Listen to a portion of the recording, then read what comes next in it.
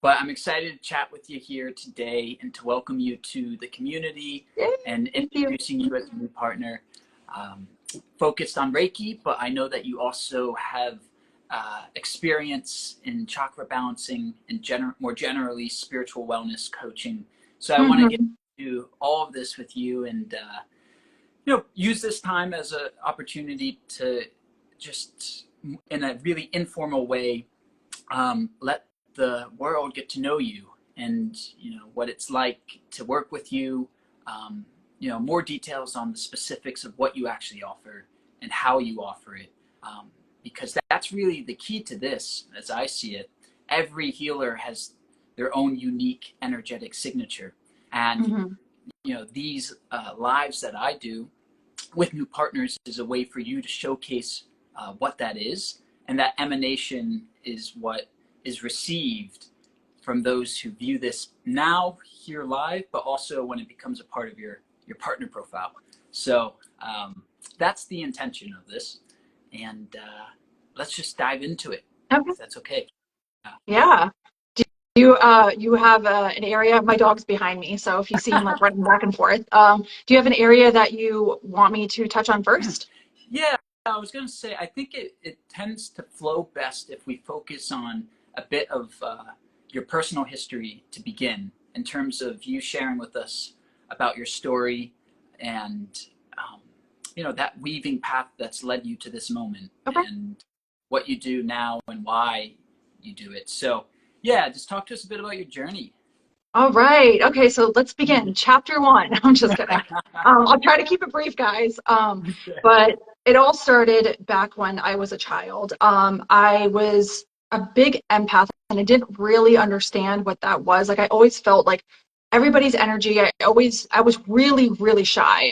If you know me now, it doesn't seem like I am like shy or introverted, but I was deathly introverted and shy when I was little, but that's because I was absorbing so much and I just didn't know how to compartmentalize that. So it was a little challenging for me to kind of go through that when I was little. But what kind of prompted everything to lead me down my healing path was when I was 11, I witnessed my father pass away unexpectedly. So it was very, very traumatic, especially I was very close with my father, and he was a primary caregiver. So it like shakes your world. It's like something that you're just kind of like, is this real? Did this really just happen? So after that happened, my mother, she couldn't take care of me and my brother full time. So she sent us to go live in multiple people's homes. So we were kind of like foster kids almost. In the summers, we would live in Cleveland, Ohio with our grandparents, which were my dad's parents. And it was just a beautiful, beautiful time to spend with them because they were just very open, very loving. And then during the week and on the weekends, we would alternate going to see my mother's like brothers and sister and her parents and things like that. And for the most part, it was okay, but there were a few of those family members that were physically and mentally abusive to me and my brother. So we dealt a lot with that. A lot of it had to do with a little bit of, racism because my father was an immigrant. I'm the first one to be born in the United States from my father's side. So a little bit had to do with that. A little bit had to do with they just didn't like my dad and my dad's family and, you know, just that. So, we kind of dealt with that. We dealt with a lot of confusion, not understanding why family members could treat you so differently than the other family members. And it was a very confusing time, needless to say. So, me and my brother really didn't get the healing that we needed. We were confused. We lived in different homes. So it was very unstable for us. So by the time we got into our teenage years, like we kind of acted out and we'd never got a chance to heal. So I kind of took that and I just kept living the same way. Like, so by the time I hit my 20s, like I was, living in Miami at that time and I just was partying and having fun. And I just got to a point in like my early-ish 20s, like probably 23, 24, I was just kind of like, I don't want to live like this anymore. Like I'm drinking to numb the pain.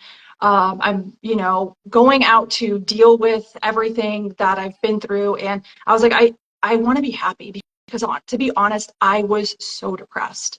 I was so depressed. Like I had the worst thoughts. I had the the worst feelings. And I just really never thought I could be happy. And to be honest, I really didn't think that I could be loved either. I had no self-worth, no self-value, no self-awareness either. I just felt so confused and I just didn't understand. And of course, after my father passed away, my mom couldn't take care of us. That led to a whole other set of issues, like trust issues, abandonment issues, majorly. So I just was like, you know what? I don't want to be depressed anymore.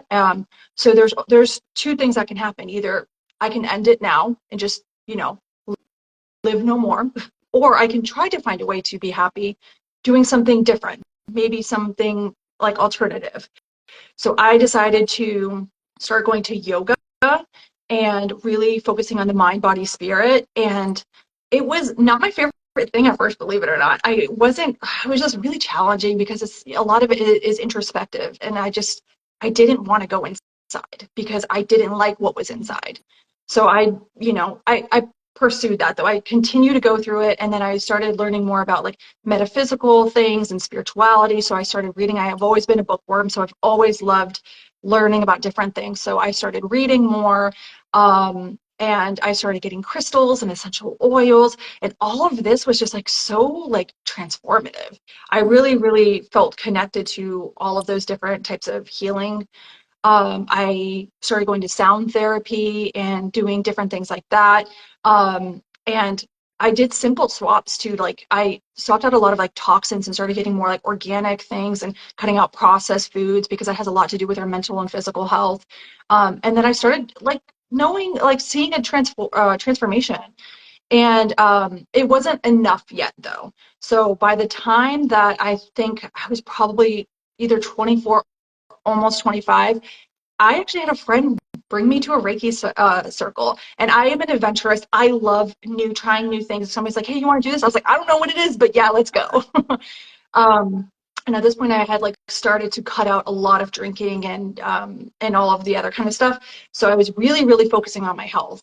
And once I went to my first Reiki session, I will tell you, I bawled like a baby.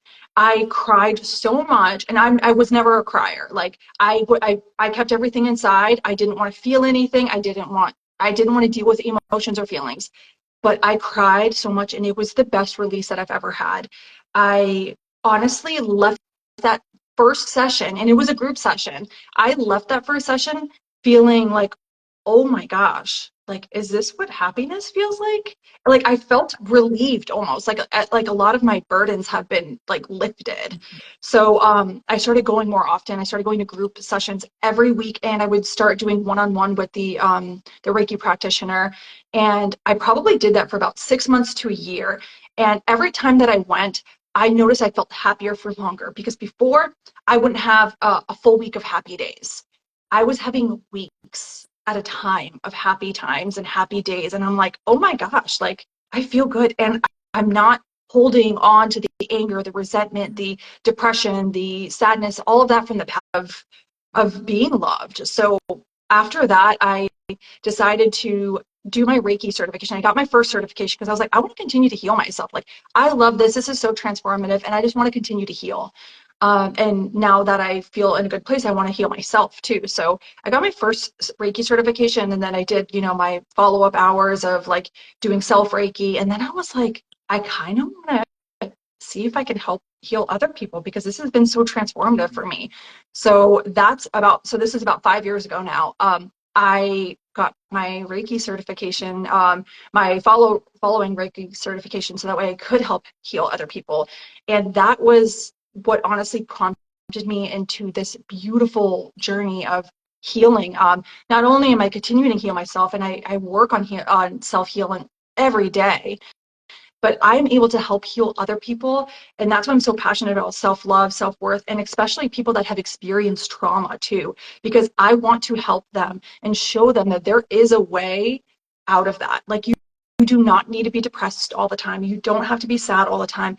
Like you can be truly, truly happy, and you can feel so fulfilled in your life because you're absolutely worthy. So that's what led me to the path that I'm on now. Amazing, amazing. And that as you've demonstrated, you don't have to be a victim of your circumstance. Exactly. Like the one thing that will allow you to heal is just that like awareness, like I don't have to be a martyr or a victim anymore. I think it's time to change. Like I'm ready to do this. That's that one little switch that you like need to do in order for you to kind of move Yeah, forward. yeah, I spot on, because that's what it was for me too in my own journey of transformation. As soon when coming into that courage, the willingness to face the parts of yourself that you didn't want to face because, as you said, you didn't like them, right? They're scary, they're dark. Yeah, You don't want to face the darkness. It's completely rational to the mind. And so you avoid it, right? But as soon as you actually face the darkness and you uh, take true responsibility for your consciousness, no longer are you a victim to what's happening, and no longer do you point outwards towards the world as saying like you're the cause of my suffering. And so you begin to actually heal because you realize that all of this is within your control. It's within your power to actually take back that agency and to come back home into stability, exactly. love. Yeah. Yeah, Well, thank you so much for sharing your story with us. And yeah. Thank you know, you. it holds a particular special place in my heart because of my own Yeah. story. And you know, Yeah, that's right. We do have a similar past. So like I think that's initially why we connected too, yeah, because we've been through, some hard times and we just had to find a way to pull ourselves out. yes, yes, exactly. It's the, I mean, both losing our dads at a very young age and having to kind of navigate those challenging waters as young teens, and just kind of like growing up. It's in many ways, of course, very challenging and unpreferable by every measure. But I'm sure you could say the same that, looking back now in hindsight, going through that adversity and challenge is actually, in some paradoxical ways, the fuel that allowed you to transform, right? Yeah. And to be able to see your suffering for the value that it could provide in terms of helping to catalyze and accelerate the metamorphosis that we call awakening and healing. Yeah, absolutely. I mean, I would not be here doing what I was honestly put on this earth to do, was to help heal people. I wouldn't be here if I didn't go through all of that struggle. I am grateful it's in the past because I do not want to ever relive that. But Yeah. I have to give some gratitude for it. I mean, it was not easy. That there were way too many times I didn't think I would survive it. But it led me here. And the fact that I'm able to heal people and I get the positive response and people are, happier for longer and like they're transforming and they're just loving their life. It brings me so much joy. And I'm like, this is exactly why I went through all of that. So I can be right here, right now, helping you. Yeah. Yeah. It's well, look, hats off to you and the courage and strength you've had to persevere through this. I've been with you in those darkest times of considering whether or not it'd be easier to just pull the plug and say la vie. Yeah. But like you, there was something in me that urged me to keep going, to dig deeper, to see beyond the pain, the peace beyond the pain, frankly. And to use that as the springboard into this new version of ourselves that is now able to use the wisdom that we gained to help heal Mm-hmm. ourselves and others in that sense. So, yes, that's why it's such an honor to have you here, Jennifer, with us and to be a part of this journey, and why we resonated so deeply in our first chat. So I'm looking forward to just continuing to share you with the community, with the world, because you speak from direct experience, and that's how you facilitate the healing in your respective Yeah, modalities. yeah, absolutely. That's what I'd like to go into now. So, in terms of let's go look at the specifics of your offerings and your containers and how you kind of package them and what it really is. I know Reiki is kind of your primary, But can you talk to us a bit about, everything and anything, what you offer, how you offer it, stuff Yeah. like that? Absolutely. So obviously Reiki is the primary of what I offer. So I offer one-on-one Reiki sessions. Those are 75 minutes, so it's 1 full hour of Reiki. And the 15 minutes that follow up are just notes, things that I recommend because I'm an intuitive, especially being such a strong empath. I'm able to pick up emotions and feelings and things that are happening in your body and maybe things that are happening subconsciously. And it's really funny because every time I give my notes and my feedback, like the first time somebody works with me, they're like, "Are you a psychic?" I'm like, "No, I'm just an intuitive, but if you want to think of me as a psychic, that's fine."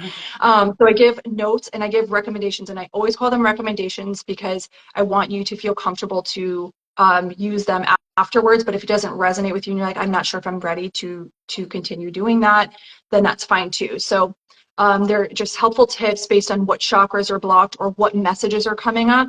And those are for you to continue to heal in between sessions. So it's not a one-stop shop. Like when you work with me, I want you to continue to heal, but I want to give you modalities to help heal yourself too, because I believe that it works both ways. So that's what those 15 minutes, the follow-up 15 minutes are for. And I, like to see how you're feeling and what came up. So I do the one-on-one sessions, and of course, I work virtually. I've worked with people all over the world, everywhere from Greece, Australia, and anywhere in the United States. That's why I love virtual healings. However, I am in St. John's, Florida, so right underneath Georgia. So if you're local to Jacksonville or St. John's, I do one-on-ones at the comfort of your own home. I also offer group sessions too. So if somebody's looking for a group, they want to do a party or they want to do like a themed Reiki, like a self-love and Reiki. I'm actually doing a Reiki and self-love group event on Tuesday. So those are really fun. So you could do those virtually or in person as well if you're local. Oh, let me go back because I know you wanted me to talk about pricing too, right? Yeah, if you'd like to. I mean, Okay. sure. So That could be helpful for people to So know for the too. one-on-one, the virtual healings are 111 and in person is 122. And then that leads us over to if you wanted to do a package, I offer 4 pack of Reiki sessions, so 4 separate Reiki sessions, and they're both 444. The in-person comes down to like 111, so you save $11 off of each session. And the distance healing one is 444, which would be the regular pricing. However, I add on an extra 30-minute virtual healing. So that comes with a little bonus, and then the other package saves you money. And then for the last few years, I've offered Step Into Your Power. It's a VIP program. It's 12 weeks. And what that looks like is it's a lot more intensive. And it's not only focused on Reiki and like healing, but it also really focuses on self-love as well. So there's so many different aspects of self-love, whether it be boundaries, which I know we struggle with a lot. I've had my fair share with setting strong boundaries. So whether it be boundaries or whether it just be like your self-worth, or whether it be confidence, whatever it may be, we'll tackle all of those. So during the 12 weeks, like 1 week will be Reiki healing, and then the following week we'll do like some self-love exercises, whether that be journaling or even role playing. Sometimes people just like, "Hey, I need help. Like, how do I, approach something like this?" So we'll do something like that, or we'll do some different type of exercises. And every week we'll alternate. Of course, there's going to be like the recommendations and homework assignments, and then I will also have I have a Telegram group where you and I will have like correspondence, and I'll like send you like extra things to work on throughout the week. And right now the pricing for that is because I'm changing the pricing because I'm adding a few extra additional things, but right now it's $12.22 for the 12 weeks. So yeah, so those are the three different there. I mean, why not? yeah, Right? Yeah. exactly. I love angel numbers if you haven't noticed already. But yeah, so what I love is that there's different ways to work with me. Maybe you just want a one-on-one, maybe you just want to rebalance your energy or just do a chakra, balancing. That's completely fine. Or it's also really great if you just want to test it out. What I love about the package is that it keeps you consistent. So usually the time people that come to work with me, they are experiencing trauma, or they're trying to overcome something, or they're trying to overcome blockages. Like, I'm having trouble manifesting, more money, or manifesting the man or woman of my dreams, and I feel like there's a block here. Usually there's a block with either in your root chakra or your heart chakra. So we do a lot of that chakra work and a lot of Reiki. So those packages are really great. And then of course the VIP step into your program, or step into your power program is really good at just overall transformation with, anything that you could be kind of going through. Yeah. Yeah, that sounds wonderful. I mean, a really wide array of both modality and structuring options so that you can meet the client where they are on their journey and customize the Exactly. plan to help move Yeah, them. and every session is different because not everybody deals with the same thing. We are all so different. And it's funny because the recommendations that I give, if like your throat chakra is blocked, I may give like a few different recommendations to like work on. And then the next time, if your throat chakra is still kind of blocked, I may give you completely different recommendations. It's kind of like what comes up, like what like messages popping up that like I feel that you could really benefit from at that moment. So it's just every session is completely different. So Yeah. it's all new. Yeah. Yeah. And that's wonderful. And it's also it's just incredibly valuable because I mean it's pointing to the value of intuition and intuitive work because that's really what makes it so customized, and every session's unique because you never know what will be coming through Right. you and being Right. communicated in that moment. Um, Yeah, so yeah. exactly. And sometimes I just get sometimes the most random messages, and people are like, how do you know that? I'm like, I don't know. It just came to me. Yeah. Yeah. One thing I haven't actually asked this to many people in the past, but I think I'm going to start doing this because, um, I think it's important, and it's also gives you the opportunity to really differentiate yourself amongst this healing provider community. But so the question really is just, what do you feel differentiates you, from your perspective? What is it that makes you unique as a Reiki practitioner, as a holistic healer? Mhm. What is your factor, if you will? Um, Um, I yeah. think I think you and I covered it like a little bit in the beginning, where I think it's because I've been through some, I don't want to curse, but like I've been through some stuff. So I think that like kind of I've lived through it. Mm, So I completely understand and sympathize for with people that, have gone through a lot of different things. So I know how transformative it is firsthand. So that's one of the first differentiators for what I do, is that I've actually lived through a lot of the stuff that I work with on my clients.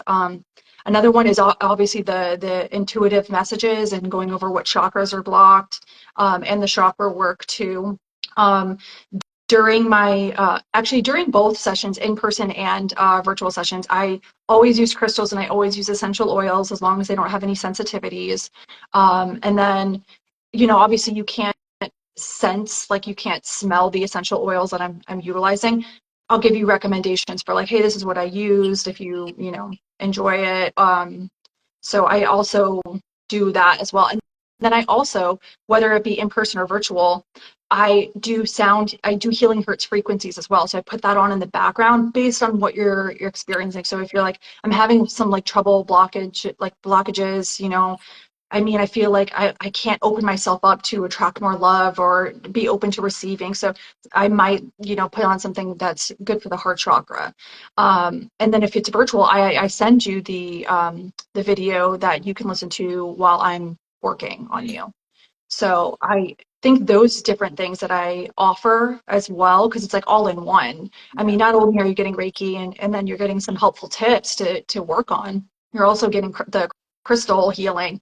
You're getting the healing with essential oils. You're getting healing with frequencies. So you get all of that. And then, of course, I mean, I always follow up the next day and see how everybody's feeling, see if they have questions. Because I mean, just because I worked with you yesterday doesn't mean that I'm not thinking about you today. You're still on my mind, and I want you to know that, like, hey, I'm thinking about you. How are you feeling? Like, do you need anything? Do you have questions? So I always make sure I follow up, and I'm always there. Like, if sometimes I get like some random texts, like, like, hey, this popped up. like from months ago. I'm like, oh, okay, yeah, what's going on? And then we like talk through it. So it's like I'm always available to help, even if I didn't just work with you like a few days ago, you know? Yeah. So I think those are a few Yeah. differentiators. Yeah. Awesome. Okay. Thank you. It's really helpful, I think, to communicate that, right, for the community and just in general, to be able for you to point to what you think is, you know, your greatest assets in terms of facilitating healing and how you do it and why um, it's different or perhaps provides a unique vibration. Because there's a lot of healers, right? There's a lot of people that are coming into this space, and I think that's really going forward going to be something that is an important way to show Absolutely. yourself in this Yeah. world. Well, I So feel like the world needs more healers anyways. So, I mean, yeah, it's more power to the world, you know? absolutely. I mean, not to go down that rabbit hole, but I know, I feel it, that intuitive sense of this being the precipice of some of the greatest transformational change in the collective that we will ever see. Um, the world is ripening and it's coming to the point where there will be so much demand for alternative healing, holistic healing services, and everything is lining up. And look at me, I'm going down the rabbit hole now. Sorry, I opened that can of worms. uh, but anyway, the world, I think, is positioned finally to receive these messagings and this type of intuitive work and healing, real healing, root healing work. So it's exciting. It's an exciting time, and yes, absolutely need more and more authentic providers Yes, coming on and yes. serving. That's the key word. Yeah. We are So not all created equal. Although I actually know firsthand of a handful of amazing healers, but there are some that are, they're just not up to par. yeah, well, it's just I always see it as like, what is your intrinsic motivation? What's your why? And if you're driven Mhm. purely by the materials, you're ultimately in it for the wrong reason. The Right. reason that won't actually facilitate healing. It will be a disguised form of ego that will actually exacerbate your suffering. You So literally took the words out of my mouth. I was because when you were saying that, the word like egotistical came up, and I was like thinking, I'm like, yeah, it's because there are people that come from an ego perspective, and like that's just not, we're here to serve, yes, yes, exactly. And that I don't see any greater purpose for my own life and Awakenpedia in terms of what it stands for and what we're doing, serving the world to help transform suffering into peace. Uh, I see it as just, the best way to spend our little earthly lives. Yeah.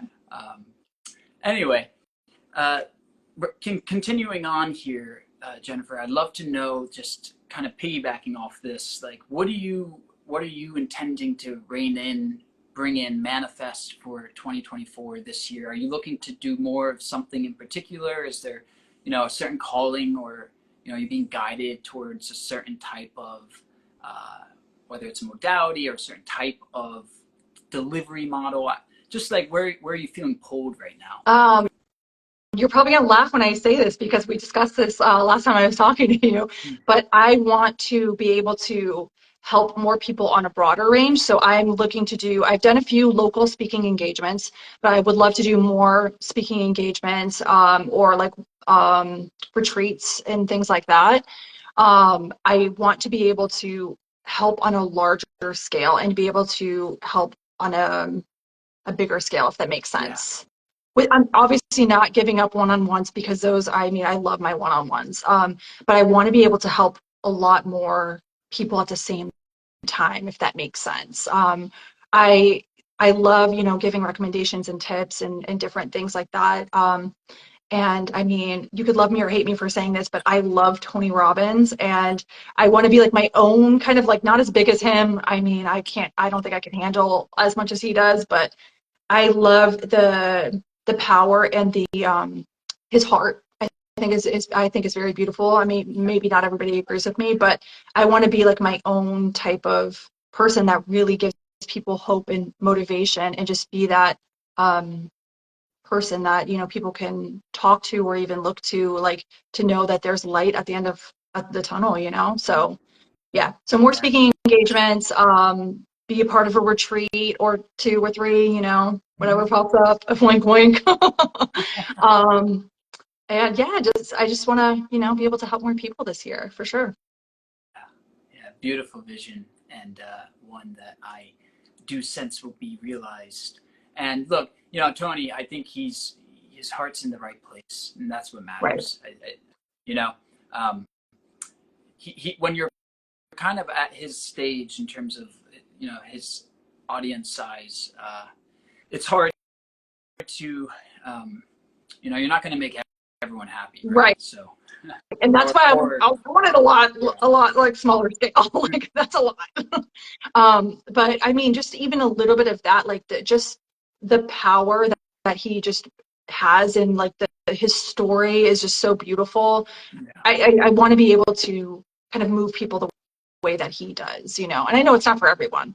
He's not for everyone. I know I'm not going to be for everyone, and that's okay. I want to be able to reach the people that really need the healing and, yeah, inspiration. yeah. No, exactly. And that look, that's why we do these chats, Jennifer. We're like the purpose, of course, is to just showcase you and to highlight you as a new partner with Awakenpedia, but it's ultimately to have you display and emanate your unique energetic vibration so that those who are meant to work with you will be drawn to you, right? And so what we're doing here is creating your little pocket of energy, that's this pocket of light that will draw those in who are meant to be drawn in to work with you. And we all are operating from our own unique emanation, and we're all vibrating, right? And so we're attracting in the people who are meant to be attracted in. And so it's a really beautiful process in that way. Um, and the more that you become integrated with Awakenpedia, the more that you continue to pour your heart into your work, into your creations, the more that your presence will be seen and shown to the world. And so the more that those who are meant to find you will find you.